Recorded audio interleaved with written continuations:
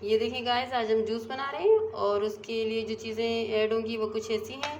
ये 2 अदद एप्पल लिए हमने, और ये 4 टेबलस्पून भर के हमने चीनी ली है, और ये 2.5 कप के करीब हमारे पास मिल्क है जो फुल फैट्स का है।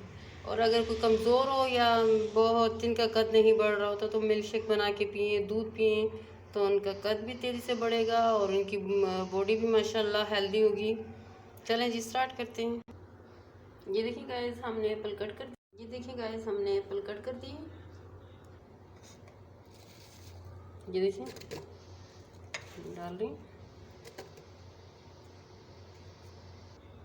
साथ में चीनी ऐड करेंगे, साथ में मिल्क ऐड कर देंगे।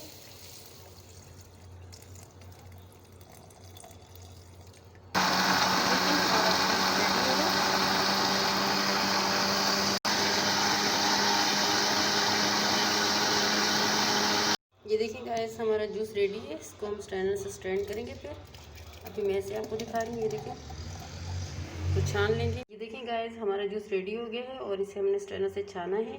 और अगर आपको हमारी आज की रेसिपी अच्छी लगी हो तो लाइक कीजिएगा, सब्सक्राइब कीजिएगा। Thank you.